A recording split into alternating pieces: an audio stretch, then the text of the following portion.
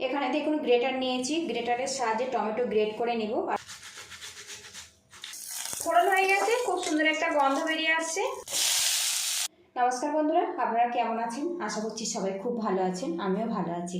আজকে আমি ওটস আর tomato paste দিয়ে একেবারে নতুন স্বাদের একটা নাস্তা রেসিপি আপনাদের সাথে শেয়ার করব। যারা ওটস খেতে একটুও পছন্দ করেন না, স্বাদ নেই বলে, আজকের রেসিপিটা তাদের জন্য। পুরো ভিডিওটি দেখার অনুরোধ করছি, আশা রাখছি খুব ভালো লাগবে। আজকের রেসিপির জন্য এখানে দেখুন হাফ কাপের মতো আমি নিয়েছি ওটস, আর এখানে দুটো পাকা লাল টমেটো নিয়েছি। এখানে দেখুন গ্রেটার নিয়েছি, গ্রেটারের সাহায্যে টমেটো গ্রেট করে নিব। আর বন্ধুরা, আগে থেকে টমেটো কিন্তু আমি আগে ধুয়ে পরিষ্কার করে নিয়েছি। গ্রেট করার পরে টমেটোর খোসাটা আমি বাদ দিয়ে দিব। বেশি পরিমাণে বানাতে চলে টমেটো আর ওটসের পরিমাণটা আপনারা বাড়িয়ে দেবেন। আর বন্ধুরা, আমি সবসময় চেষ্টা করি ঘরে থাকা উপকরণ দিয়ে একদম নতুন নতুন রেসিপি শেয়ার করার জন্য। প্লিজ বন্ধুরা, লাইক শেয়ার সাবস্ক্রাইব করে আমাকে একটু সাপোর্ট করবেন। আর রেসিপিটা ভালো লাগলে আত্মীয় স্বজন পরিজনের কাছে একটু শেয়ার করে দেওয়ার অনুরোধ করছি। এখানে দেখুন বন্ধুরা, টমেটো গ্রেট করে নিয়েছি, তারপরে একটা মোটা খোসা বেরিয়েছে, এটা আমি বাদ দিয়ে দেব। বাকি টমেটো আমি একইভাবে গ্রেট করে ফেরত আসছি। এখানে একটা বোল নিয়েছি, বোলের মধ্যে আমি দিয়ে দেবো ওটস। এবারে এর মধ্যে দিয়ে দেবো টমেটো পেস্ট। এখন কোনো রকম জল দেব না, টমেটো পেস্টের মধ্যে যে জলটা আছে ওই জলেই কিন্তু ওটসটা আমি ভিজিয়ে নরম করে নেব। জল যদি আমার পরে লাগে তো পরে আমি জল ব্যবহার করব। এদিকে দেখুন বেশ ভালো করে মিশিয়ে নিয়েছি, একটা পাত্র দিয়ে ঢেকে রাখবো। অন্যদিকে একটা কড়া গরম করে নিয়েছি, এর মধ্যে হাফ চামচ পরিমাণে সাদা তেল দিয়ে দিলাম। তেলটা গরম হয়ে গেছে, এর মধ্যে গোটা জিরে আর গোটা সর্ষে ফোড়ন দিলাম। এখানে আমি অল্প পরিমাণে করে ব্যবহার করেছি। সামান্য কারি পাতা কুচিয়ে নিয়েছি, এর মধ্যে দিয়ে দিলাম। ফোড়ন হয়ে গেছে, খুব সুন্দর একটা গন্ধ বেরিয়ে আসছে। এবারে এখানে দেখুন একটা বড় সাইজের পেঁয়াজ ছোট ছোট করে কুচিয়ে নিয়েছি, সেটা দিয়ে দেবো। এখানে দিয়ে দেবো কিছুটা ক্যাপসিকাম কুচি, আর দিয়ে দেবো কাঁচা লঙ্কা কুচি।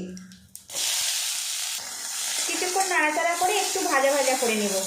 আজকের নাস্তাতে যেহেতু কোনো রকম তেল মশলার ব্যবহার হচ্ছে না, তাই যে সবজিগুলো আমি ব্যবহার করেছি সামান্য তেলে একটু নাড়াচাড়া করে নিচ্ছি, এতে নাস্তাটা অনেক বেশি টেস্টি হবে। আর বন্ধুরা, এখানে কিন্তু আমার ঘরে থাকা সামান্য পেঁয়াজ আর ক্যাপসিকাম ছিল, সেটা ব্যবহার করেছি। আপনারা চাইলে গাজর ব্যবহার করতে পারেন, পছন্দসই যে কোনো সবজি এখানে কিন্তু অ্যাড করতে পারেন। এখানে আমি কাঁচা লঙ্কার পরিমাণটা একটু বেশি রেখেছি, পরে আমি আর কোনো রকম গুঁড়ো লঙ্কা বা চিলি ফ্লেক্স ব্যবহার করব না। আপনারা কিন্তু যদি কাঁচা লঙ্কা ব্যবহার করেন সাথে চিলি ফ্লেক্স বা গুঁড়ো লঙ্কাও ব্যবহার করতে পারেন। আমি শুধুমাত্র কাঁচা লঙ্কা দিয়ে রেসিপিটা বানাবো।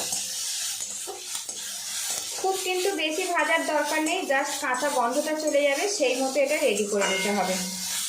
এবারে স্বাদ মতো লবণ দিয়ে দেব, আবারও ভালো করে মিক্স করে নেব। এদিকে বন্ধুরা, গ্যাস লিডটা কিন্তু আমি বন্ধ করে দিয়েছি। কড়ার মধ্যে যে গরম আছে ওই গরমেই কিন্তু রেডি হয়ে যাবে। এই সবজিগুলো কিন্তু খুব বেশি নরম করে ভাজবো না, তাহলে খেতে ভালো লাগবে না। সবজিগুলো কিন্তু আমার ভাজা হয়ে গেছে, বেশ এইভাবে রেডি করে নিয়েছি। এবার এটা আমি নামিয়ে নিব। ওটসের গামলা থেকে আমি ঢাকনাটা সরিয়ে নেব। এখন দেখুন বন্ধুরা, ওটসটা কিন্তু বেশ নরম হয়ে গেছে, এইভাবে রেডি করে নিতে হবে। এবার এই ওটসের মধ্যে ভেজে রাখা সবজিগুলো আমি দিয়ে দেব। এবারে এখানে দেখুন বন্ধুরা, 4 চামচ পরিমাণে সুজি জলে ভিজিয়ে নরম করে নিয়েছি, এর মধ্যে আমি দিয়ে দেব। আগে থেকে সুজিটা আমি ভিজিয়ে রেখেছিলাম, এতে নাস্তাটা কিন্তু খুব ঝটপট রেডি হয়ে যাবে। স্বাদ মতো লবণ দিয়ে দেব, সামান্য পরিমাণে চিনি দিয়ে দেব। টমেটোর পেস্ট ব্যবহার করেছি, এতে স্বাদের ব্যালেন্সটা কিন্তু খুব ভালোভাবে আসবে। এবারে এর মধ্যে আমি অল্প পরিমাণে জল ব্যবহার করব। আর বন্ধুরা, আপনারা চাইলে কিন্তু এর মধ্যে ধনেপাতা ব্যবহার করতে পারেন। আমি কারি পাতা ব্যবহার করেছি, আর কোনো রকম ধনেপাতা ব্যবহার করব না। ভালো করে মিশিয়ে নেব। এটা খুবই হেলদি টেস্টি রেসিপি। অনেকে আটা ময়দা রেসিপি খেতে পছন্দ করেন না, তারা কিন্তু এই রেসিপিটা একবার বানিয়ে দেখতে পারেন। এই রেসিপিটা কিন্তু মর্নিং ব্রেকফাস্টেও খুবই ভালো লাগে, কিংবা যারা ডায়েট করেন, টিফিনে ভাত নিতে চান না, একবার কিন্তু এইভাবে বানিয়ে দিতে পারেন। এখানে আমি টমেটো পেস্ট ব্যবহার করেছি, তার জন্য নাস্তাটা খেতে কিন্তু খুবই সুন্দর হয়। এখানে মিডিয়াম ঘনত্ব ব্যাটারটা কিন্তু আমি বানিয়ে নেব, আর একটু এইভাবে ফেটিয়ে নেব। ব্যাটারটা আমার রেডি হয়ে গেছে। এবার এর মধ্যে সামান্য পরিমাণে বেকিং পাউডার দিয়ে দেব, সামান্য পরিমাণে জল দিয়ে দেব, ভালো করে মিশিয়ে নেব। এতে করে নাস্তাটা কিন্তু অনেক জালিদারভাবে তৈরি হবে। মিশ্রণটা কিন্তু আমার পুরোপুরি রেডি হয়ে গেছে দেখুন বন্ধুরা। আর এখন ঘনত্ব দেখুন, এইভাবে কিন্তু রেডি করতে হবে, খুব বেশি পাতলাও নয় আবার খুব বেশি ঘনও নয়। আবারও কড়াটা গরম করে নিয়েছি, এর মধ্যে সামান্য পরিমাণে তেল দিয়ে দিলাম। তেলটা ভালো করে কড়ার চারিদিকে লাগিয়ে নেব। এখানে তেলটা আমি ব্যবহার করলাম যাতে নাস্তাটা খুব সহজে উঠে আসতে পারে। আপনারা চাইলে কিন্তু বাটারও ব্যবহার করতে পারেন। সামান্য পরিমাণে সাদা তিল দিয়ে দেব। এবারে এর মধ্যে 1 হাতা পরিমাণে ওটসের ব্যাটার দিয়ে দেব। আপনারা যতটা বড় করতে চান সেইভাবে কিন্তু ব্যাটারটা দিয়ে দিতে হবে। আমি এখানে মিডিয়াম করে এটা বানিয়ে নিচ্ছি, সেইভাবে কিন্তু আমি ব্যাটারটা দিয়ে দিচ্ছি। একটা পাত্র দিয়ে ঢেকে রাখবো 1 মিনিটের জন্য। ঢাকনাটা খুলে নেব। উপর থেকে আরও সামান্য তিল ছড়িয়ে দেবো এইভাবে। তিল খাওয়া কিন্তু আমাদের স্বাস্থ্যের জন্য ভীষণ ভালো। এবারে এটা আমি তুলে দেব। তো দেখুন বন্ধুরা কত সহজে কিন্তু নাস্তাটা উঠে আসলো। আর কালারটা দেখুন কত সুন্দরভাবে এটা রেডি হয়েছে। আরও কিছুক্ষণ এটা আমি রান্না করে নেব। আর বন্ধুরা এই নাস্তা বানাতে কিন্তু খুব বেশি সময় লাগে না, এটা খুবই হেলদি টেস্টি একটা রেসিপি। ওটস আর টমেটো দিয়ে এই রেসিপিটা বন্ধুরা যদি ভালো লাগে প্লিজ বন্ধুরা লাইক শেয়ার সাবস্ক্রাইব করে আমাকে একটু সাপোর্ট করবেন।